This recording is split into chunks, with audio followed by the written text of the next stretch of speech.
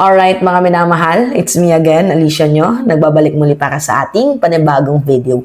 So ngayon nga po, merong mga kaguruan, especially grupo ng mga teacher ang sinupalpal itong si Vice President Sara Duterte. Bakit?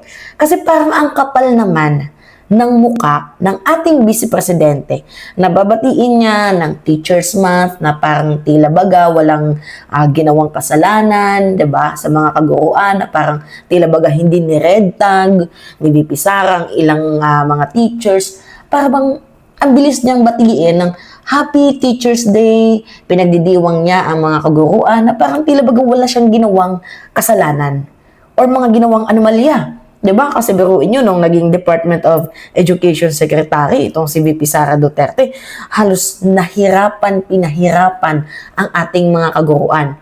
Hindi man lang nabigyan ng magandang accomplishment ang ating mga teacher. Nakapagpatayo ba ng classroom? Wala. Yung target na 6,000, humigit kumulang 100 plus lang ang naipatayo. Diba? Ang dami pang mga Go students, lagi pang fina-flag ng COA. So ngayon, ito pala yung sinabi ni VP Sara nung nakaraang araw. Sabi niya, nanggagaling sa mga guro ang pundasyon ng kaalaman ng mga kabataan at bahagi kayo ng paghubog ng kritikal na pag-iisip. Mahalaga ito sa panahon ng fake news, misinformation, and disinformation at iba pang social media content na naglalayong manipulahin ang katotohanan at tama. So, yan po yung sinabi ni VP. Ngayon, meron pong isang grupo ng mga guro, which is yung teachers group, na sinupalpal itong si VP Sara Duterte. At sinabi pa na please naman, magkaroon ka naman kahit papaano ng critical thinking. Actually, nung nakita ko nga yung word na critical thinking, parang sinasabi na wala ka talagang utak, no?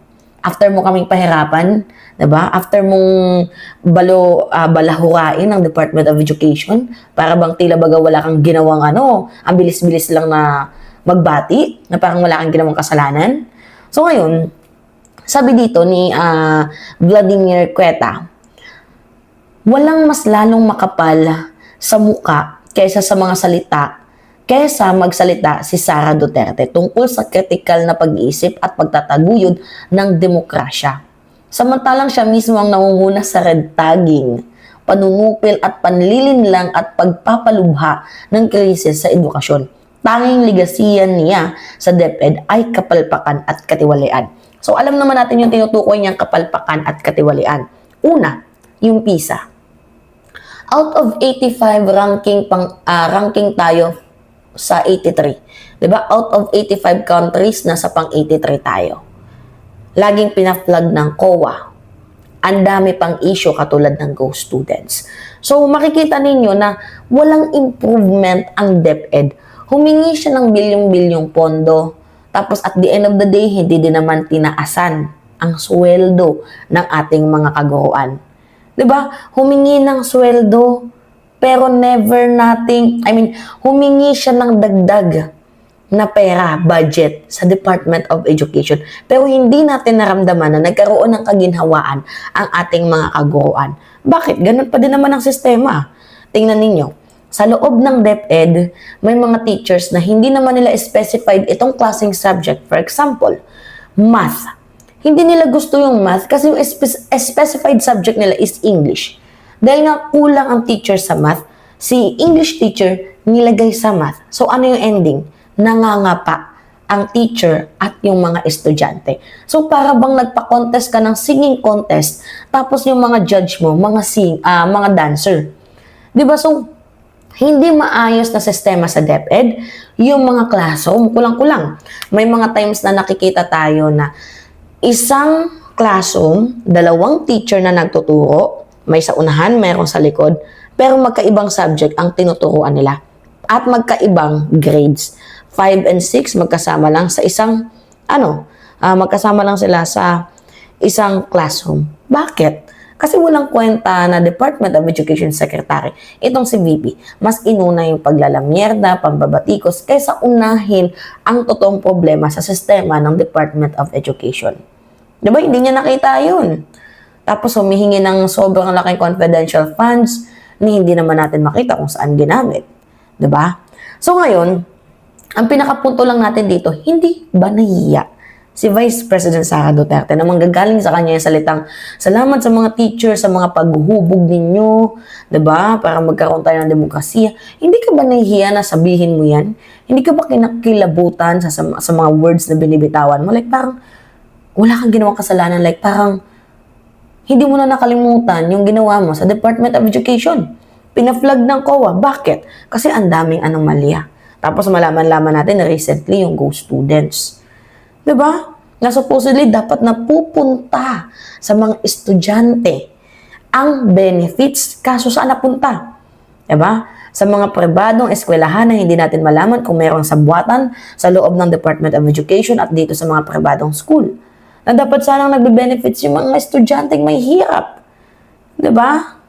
Tapos tingnan ninyo, almost 61, if I am not mistaken, 69 or 61 million ang nagasta sa maanumalyang ghost students dito nga po sa Department of Education. Kaya, yung ginawang pagsampa ng kaso ni DepEd Secretary Sani Angara, actually tama lang naman para mapanagot ang dapat mapanagot. Para mapagbayaran ng mga eskwelahan at mga tiwaling DepEd official itong kanilang ginawang kapahamakan. Kaya kung meron mang magko-call out kay VP Sara Duterte na mag-isip ka nga, meron ka bang critical thinking, ganito, ganyan, hindi natin sila masisisi. Kasi naramdaman nila yung pighati. Di ba nung si VP Sara Duterte, yung naging Department of Education Secretary, isa pa na nare-raise ko, yung mga books. 1:5. Naranasan ng ilang mga estudyante yan nung si Sara Duterte yung DepEd. Di ba? Yung mga school materials na dapat sana napapakinabangan, wala. Nakatenga lang sa bodega na binabayaran ng ating gobyerno. May mga ganong klaseng sistema na iniwan sa ligasiya itong si VP Sara Duterte. Kaya hindi natin masisisi itong mga kaguruan kung galit na galit sila. Napipikon sila, 'di ba? Talagang makikita mo ang kanilang pagtangis, 'di ba? Pighati, puot sa kanilang mga damdamin dito sa ating Vice Presidente. So ngayon, ang masasabi ko lang, boom, another sa pool na naman si VP Sara Duterte. Talagang sinupalpal ng teachers group na kahit paano magkaroon ka naman ng dignidad sa sarili mo. Ng critical thinking, mag-isip ka nga.